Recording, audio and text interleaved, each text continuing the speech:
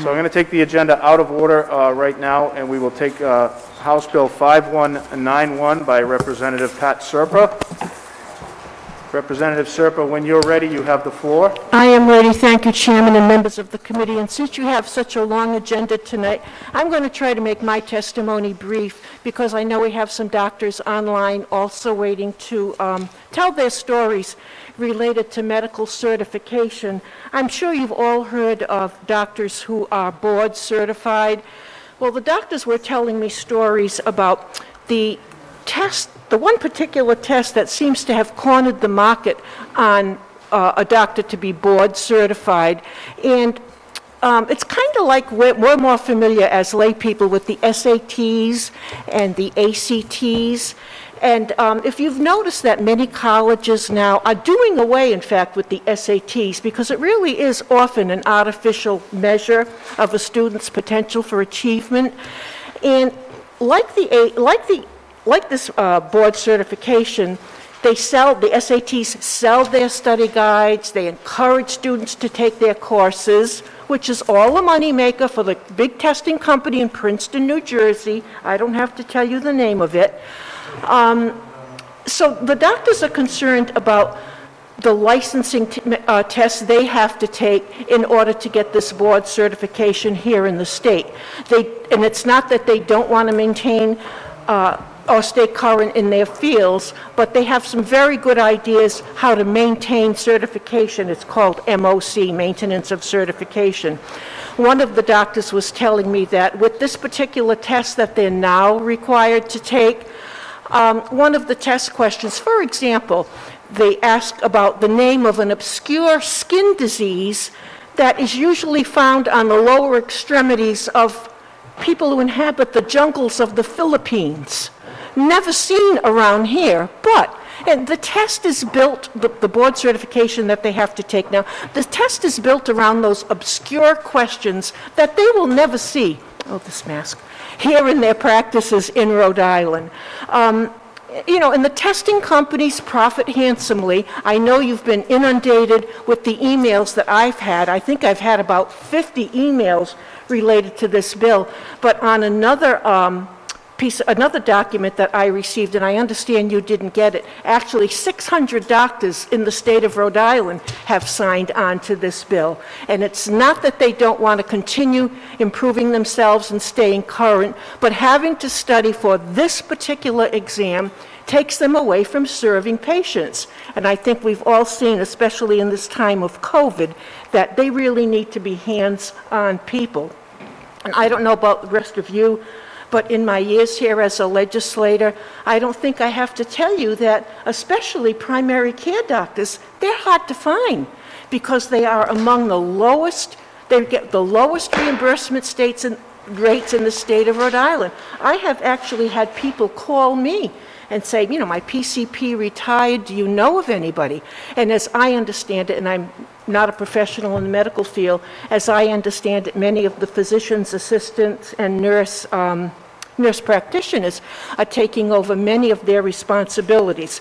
So this bill is a story about medical licensure and some of the reasons why we want to approach look at a maintenance of certification in a different way. I'll be happy to answer whatever questions I can as a layperson, but as I said, you do have some doctors who are going to call in and want to speak. So, Chairman, I'll do what I can if anybody has questions. Thank you, Representative Serpa. Are there any questions from the committee at this time? Representative Morgan. This is a really great bill that you're putting in. I think all of us know how hard it was. We were begging people who had retired. I'll take this off while I talk. We were begging people in the medical field who had retired to come back and help us during this pandemic. And this extra layer just discourages them, doctors, from staying here in Rhode Island. Right. They retire earlier and they leave. You said 600 people had signed that? 600 physicians, Rep. 600 physicians had signed it. So the medical, the Rhode Island Medical Association only has about 500 members, 550 members. Well, So I'm this not, is a larger group than the Rhode Island Medical? I think it probably goes beyond the medical society, osteopathic doctors. I don't know, and maybe Rep. Bennett, you know, I don't know if like osteopathic doctors are eligible to be part of the medical society. They are. There's more on the petition than there is in the medical society. Oh, okay. The control is the medical society having you take this mock board, and it may not even be in the field that you practice. It takes you, as you said, it takes you away from your clients, your patients. Some doctors need to hire a tutor to go in and to learn whatever their class is in, to pass the boards. And if they don't pass this mock board, then it affects their practice, and it's uncalled for.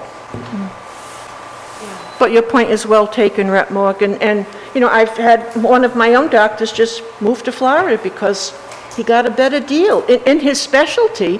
And this particular exam that I'm making reference to, and again, at the risk of leaving myself open to litigation, I don't want to name the exam, but this particular exam is not required for him because he's in endoscopies and colonoscopies, and he said it's just ridiculous for me to have to take a test with these obscure skin diseases that I'll never see in my practice. Can I just say? Go ahead, Representative Morgan. All right. My understanding, Representative Serpa, is that doctors already take continuing education classes within their own specialties. So they do get the depth and they stay on the cutting edge of their own specialty. Their specialty. And that this MOC really, it's like you take modules on washing your hands Yep. or what are the Takes a- skin diseases in the Yep. Philippines, instead of really deepening and broadening your Your specialty. expertise Yeah, in your field. you're right. So I talked with my own doctors about that. So Oh, good. Thank Okay. you, Representative Morgan. Are there any other questions from the committee? Representative Bia. What is the continuation of this practice as compared to our neighboring state, Massachusetts and Connecticut? I don't know, but I think the doctors, Representative, have that information. And I know we always try to emulate neighboring states, but I'll bet they can speak to that. I can't, but I'll bet they can. Good question, though. Thank you. Thank you. Rep. Fogerty, go ahead. Thank you, Rep. Serpa. I'm at home, so if you're Okay, looking I was around. looking for you. My question is, instead of doing the board certification, which I know a lot of the doctors do complain about having to take that, and this maintenance of certification, MOC, how often would that be taken? Would that be an exam that would be every certain number of years then?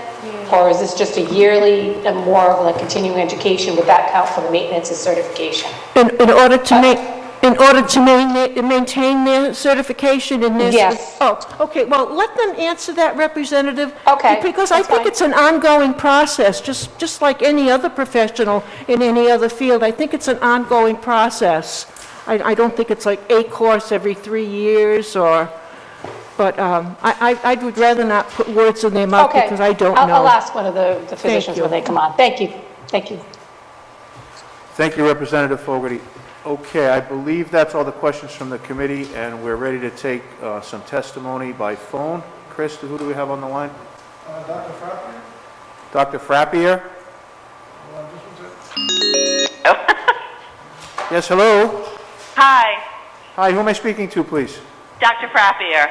Hello, Doctor. This is Representative Casey, Chairman of the House Committee on Health and Human Services. We have you online with the entire committee. Some of us are here at the State House, others are tuning in by WebEx. Oh, okay. You have the floor if you would like to testify regarding Bill 5191. Okay, I'm ready to go. Okay, Turn you down. it's your show. Okay. If you can turn, Hi. if you can turn down your television if you were listening Yep, earlier. I will Thank you very close much. my computer. Thank you. Well, thank you very much, Chairman Casey and members of the committee. I'm very impressed with all your knowledge about MOC and everything that's been going on, and you raised some excellent questions. One of the things I'll say is you've been talking about licensure and board certification and lifelong learning, and these are three separate things. I will say I'm also a DO, an osteopath, and I know that was mentioned a lot, and an osteopath can join the Rhode Island Medical Society if they so choose. There are two boards that have certified people, the American Board of Medical Specialties and the American Osteopathic Association. My testimony focuses mostly on the American Board of Medical Specialties because when I graduated, there weren't a lot of psychiatric residencies in osteopathic medical school, and so I took a flex exam, like a foreign medical grad, and then completed MD residency in psychiatry. So I'm more passionate about the American Board of Medical Specialties. But to kind of clarify some of your points, a doctor is eligible for licensure after graduating medical school and passing the national boards. And in Rhode Island, this is all regulated by the state. And we recertify every 2 years after completing a minimum of 40 hours of continuing education. So it really ensures doctors remain up to date in their lifelong learning in their areas of practice. A doctor may become board certified, although they don't have to, after completing a specialty residency beyond medical school, and then passing tests from this private company, the American Board of Medical Specialties for MDs or the American Osteopathic Association for DOs. It used to be a one-time certification because state licensure already ensured lifelong learning. And it's supposed to be voluntary, and many doctors in Rhode Island are not board certified. Either they never took the test, or because of the recent changes, they've let their certification lapse. To become board certified marks kind of a level of achievement in one's specialty, and it had been written into the bylaws of many hospitals. In Rhode Island, it's pretty much written into the bylaws of every hospital, I believe, which can be an issue if you don't have it. The ABMS, which created the certification process, has pretty much had a monopoly until recently. And about like 20 years ago, they started setting limits on their certification, which resulted in more frequent testing and, of course, more income for themselves. They grandfathered all the current doctors in because they knew it wasn't a welcome change and no one wanted to actually do it. And you've heard of the analogy with frogs jumping out of the boiling water, but being cooked when the temperature slowly rises, and that's kind of what's happened. I was one of the first frogs in that pot. I was the first class in the psychiatry residency program where our subspecialty boards had to recertify. And over the next 20 years, the heat was kind of slowly turned up with repeated expensive testing. The first time I had to do it, myself and my colleague had to fly to Texas and stay in a hotel overnight and take 3 days away from our jobs at the Providence Center where we both worked. And then later, tedious, time-consuming modules were added without any evidence that they improved anything. I have lived through them stopping like misguided surveys and the hand-washing modules that Representative Serpa mentioned, but only after a year of us giving negative feedback and saying this is worthless and paying fees for this education, which is in air quotes since you can't see me. I've received apology letters saying, quote, "we've got it wrong," unquote, when there was pushback in the last 5 years about the entire program, as they tried to retain some hold in the face of competition. There's another board, the National Board of Physicians and Surgeons, which has been started by doctors from Harvard, Mass General, Mayo Clinic, the Scripps Clinic, because they've realized what a problem this board has been. I've seen the time-limited certification drop from 10 years when I first started to 3 years. In my specialty, it's different for every specialty. It's kind of a divide and conquer kind of thing. And even if I do all the education that my certificate depends on, if I don't send in my check every 3 years, I lose my certification and my ability to keep my hospital privileges because my hospital privileges depend on it. So the reason this bill is important to me and to Rhode Island is to be sure that this board certification remains separate from licensure and insurance in Rhode Island. Some states like Michigan, this ABMS certification is already required for insurance participation. Many doctors in Rhode Island who don't hold the ABMS certification, and if this happened in Rhode Island, it would further limit access to these doctors at a time when we already have a shortage. We need to keep all these doctors available to their patients, and we need to be able to retain the residents that are training here at local hospitals and give any that have left a reason to return, besides our great restaurants and coffee milk. We are fighting, a huge corporation that has a $1 billion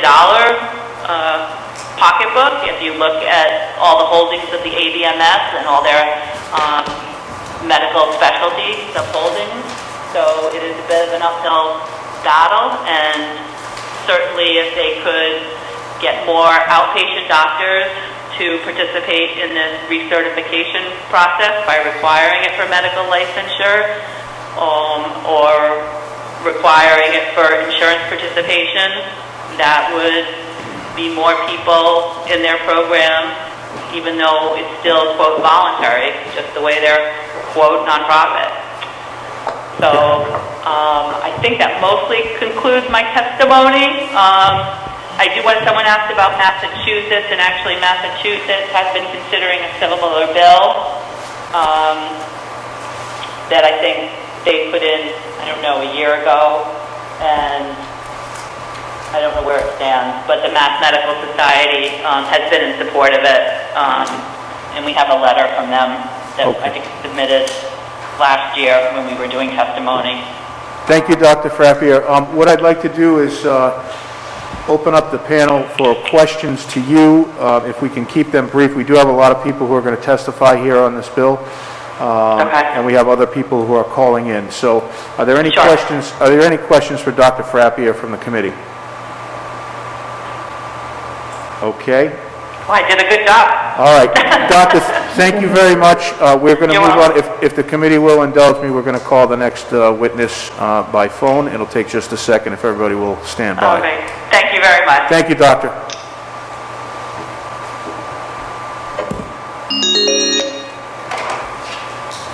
Dr. Monson, Okay. Dr. Monser. Yes, hello, stand by. Hello, Dr. Monser. This is Representative Casey, Chairman of the House Health and Human Services Committee. I have the committee here. A portion of us are here at the State House. Others are online joining us for the committee meeting. We have a Bill 5191. You have the floor. If you could keep your testimony brief, and we will open up questions from the committee if you can so indulge us with that. Yes, sir. Okay. Thank you for your time. I think I can do this in about 2.5 minutes. So That's perfect. All right, great. So my name is Dr. Michael Mansour. I'm a nephrologist, a dialysis doctor. I practice primarily in the Woonsocket area, but I'm credentialed at Lifespan and Kent, etc. Thank you all very much for the opportunity to give my testimony. I was asked to talk about a personal experience with this. So I'm a retired naval officer. I spent 20 years in the military.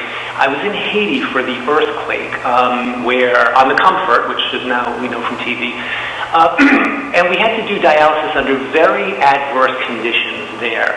The ship was converting seawater into fresh water, and then we would have to turn that into dialysis-grade water. And not to get too technical, but we use dialyzers, things that haven't been done in this country in decades. And A couple of years ago, I took one of the maintenance of certification exams, and I was told that I failed it. And one of my partners, who was just very, very smart, she took it, and she was told that she failed it. About a month later, they called us and said that, no, they got it wrong, we passed it. And just showing the arbitrariness of that whole process, the capriciousness with which this certification is granted. Then, let's see, and I was confident that none of those people who designed the test sitting in the office in Philadelphia had seen dialysis the way I had, and were not qualified to tell me, you're not one of the, better physicians. The coda to all of this was that last year, when COVID broke out, Rhode Island Department of Health contacted a group of us, nephrologists, asked if we could do dialysis less frequently, etc., if resources became stretched. A senior nephrologist from another group, whom I like very much, said, yes, we will work with you on this. On a personal note, I'm sort of horrified that we have to have this conversation. I never thought I would see the day. I wrote back privately and said, I have seen the day, and this is how you deal with it, etc. But my point is, when the rubber met the road last year, when it came to a crisis situation, board certification did not help one iota in the job of patient care that any of us were doing. And that's my experience. Thank you very much for your time.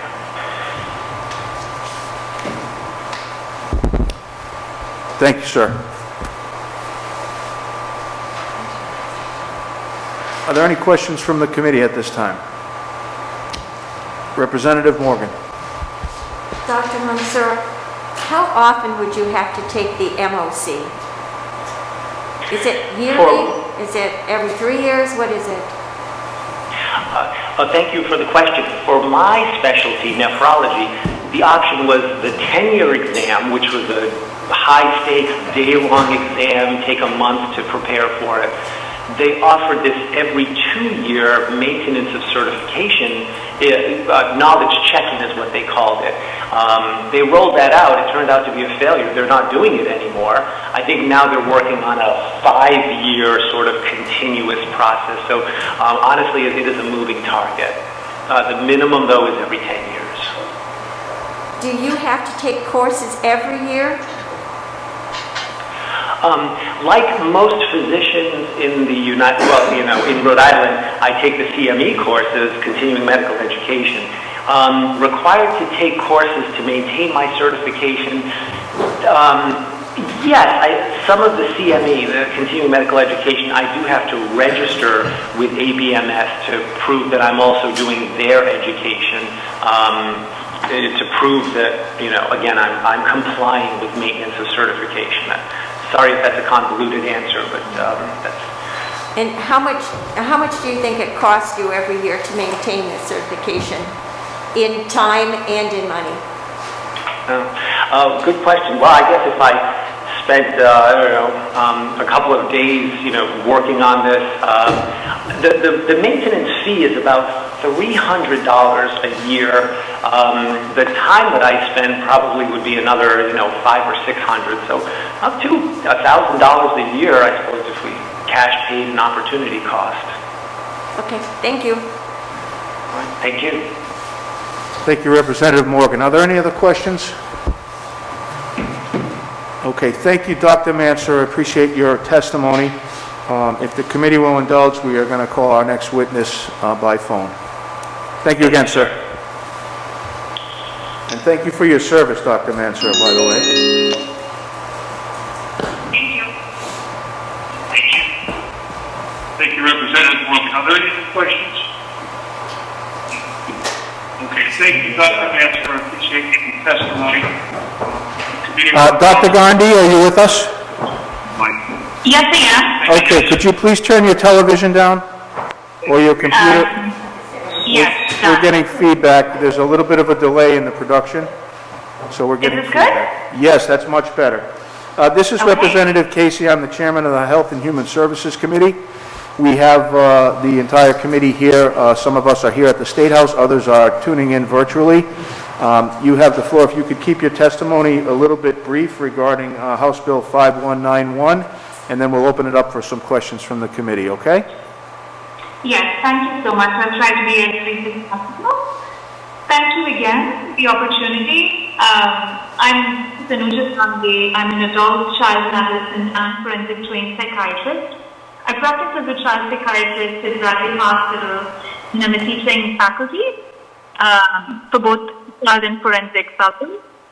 I'm testifying here today in support of the bill, H 5191, and my testimony is informed by my experience as a psychiatrist who will be required to continually certify in 3 boards, adult, child, and forensic, and also an APA member, as I've been very actively involved in organized medicine, advocating for my colleagues and patients.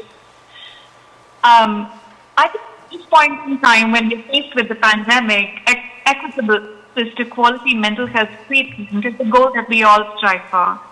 And I think given the pandemic, we've seen how bad things can get with access to care, and it's more crucial than ever to make sure that our patients have access to quality health care, especially mental health services in the state of Rhode Island.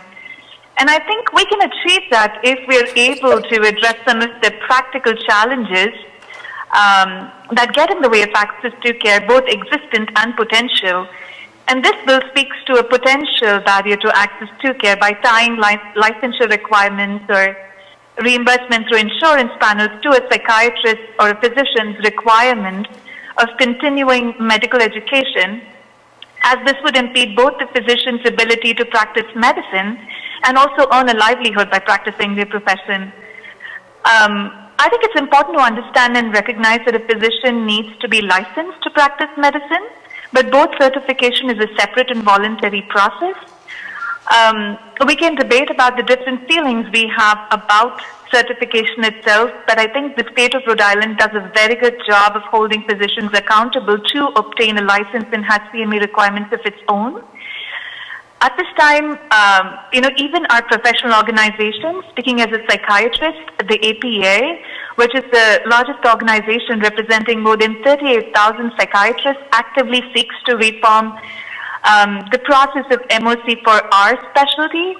And it is one of APA's clearly stated advocacy priorities on MOC to make sure that a physician's MOC status, that is, choice to participate or not in this certification exam or process, is not used as a condition for licensure or insurance paneling and or malpractice coverage, as this would only worsen access to care with fewer eligible psychiatrists being available for patient care.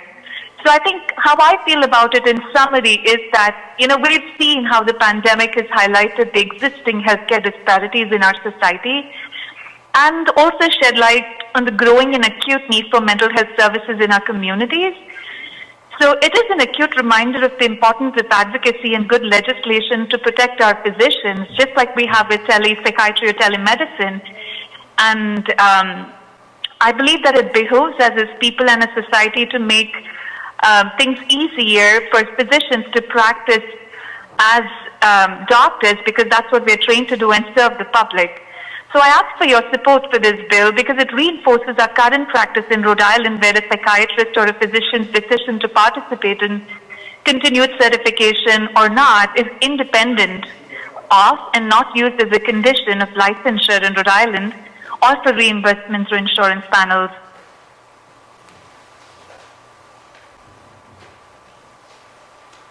Thank you very much. Are there any other questions from the committee? Thank you, Dr. Gandhi. I appreciate your testimony. Thank you for appearing before us here at the committee Thank today. you for your time. Okay. And we'll have our next testimony from Dr. Levine, I believe. Chris, if we can give him a call.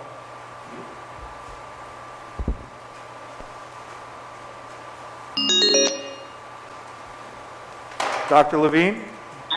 Yes, hi. Yes, Dr. Levine, this is Representative Casey, Chairman of the House Health and Human Services Committee. I am here at the State House with a portion of our committee live at the State House, and we do have members also tuning in virtually. We are testifying on Bill 5191 by Representative Serpa. And if you could keep your testimony brief, we do have time for you, and we'd like to ask you some questions afterwards. Great. Chairman Casey and members of the committee, I want to thank you for taking offering me the opportunity to speak, and I appreciate it. By way of introduction, my name is Dan Levine. I'm a cardiologist here in Rhode Island. I've been practicing for 30 years now as a clinician, and I'm also the Rhode Island chapter governor of the American College of Cardiology, and I want to speak personally about our support for this bill. I think that when you guys go to your doctors and if you ask your physicians and your friends, what is it that is problematic for physicians? One of the things we all experience is administrative overreach, administrative burden, and then there's physician burnout. And those things affect all of us. Doctors want to take care of patients, and they want to do it well. And the ACC is a big organization, and we're focused on quality and patient care.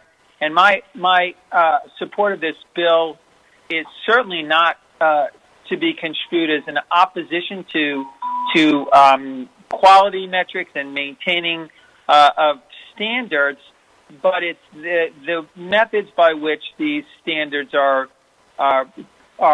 evaluated and how they're put upon us.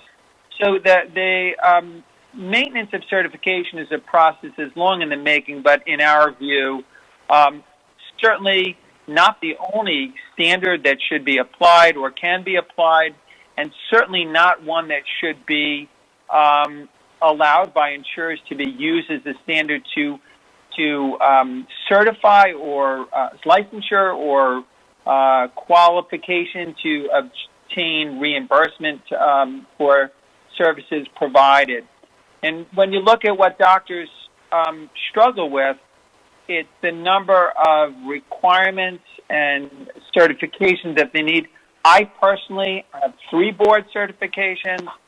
It is onerous, it is time-consuming, and I can tell you I'm completely unconvinced that it makes me a better physician and is the way by which I should be judged, but that's me personally.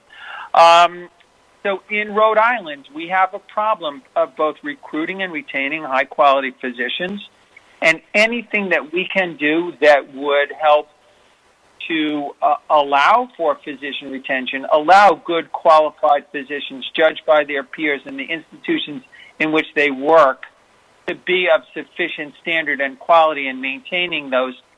We should do that, and I don't think we should let outside national boards have physicians spend time and money taking tests, in our case, tests that we devise. The cardiologists write the questions for the test that someone else administers. I don't think that's the right way to go, and if we can set this standard and say, look, we have standards for physicians, but those need to be maintained locally. That's what I think we should do, and I think this bill achieves it. Thank you, Dr. Levine. Are there any questions from the committee for Dr. Levine? Okay. Doctor, thank you very much for your testimony. We really appreciate your calling in to us today. Thank you, everybody. Be safe. Thank you. And take care. Just for notification to the rest of the committee, there are 36 other doctors who have submitted written testimony. Every one of those doctors is in favor of this legislation.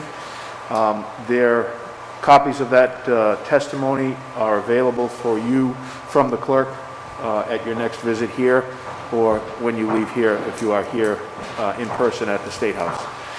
If there are no other questions from the committee, I will close the hearing on House Bill 5191. Are there any questions? Thank you. Okay, House Bill 5191, the hearing is now closed.